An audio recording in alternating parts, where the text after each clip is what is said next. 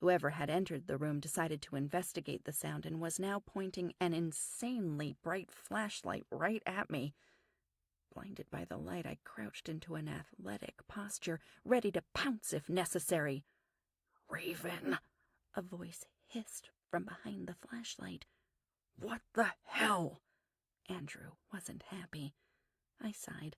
"Turn that thing off. I'm going blind." "I thought I told you to wait in the car." "Well, I wasn't going to just sit there. That driver was giving me the creeps." Andrew offered me his arm to help me up. I grabbed at his hand, but when I shifted my weight to stand up, my foot slipped on the catwalk and I found myself plunging underneath the guardrail into the dreaded cauldron of viscous liquid. In a split second, my face was submerged in the disgusting goo, and I flailed about for a few seconds before I was able to right myself, suspended waist-deep in its frothy, oatmeal-like consistency. I spit out the briny substance that I'd inadvertently inhaled, and then slowly trudged over to the side of the vat. Given the raunchy smell, I was amazed that I hadn't been eaten alive.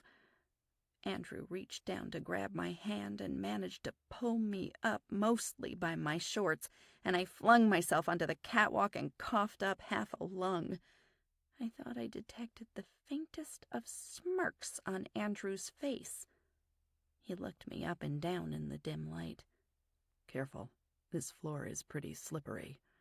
I made a face at him, but given the lighting and the fact that I was covered in sludge, I'm not sure he noticed it. "Aren't you a little worried about me? My friggin' eyes are burning holes in my head. What the hell is this stuff?" He chuckled. "I thought you knew. Don't worry, it's just kimchi." "It's what?" "You know, that Korean stuff. It's like sauerkraut, only they put all sorts of junk in there. Hot peppers, chili powder, garlic. There's a great place in Chinatown." "You're giving me restaurant recommendations? Now?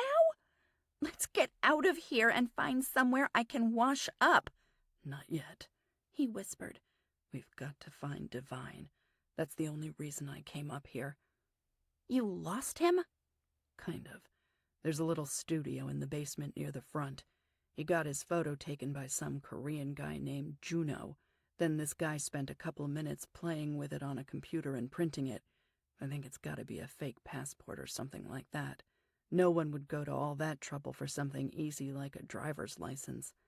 "Nice work," I said, still spitting fermented cabbage out of my mouth. Whoever had entered the room decided to investigate the sound and was now pointing an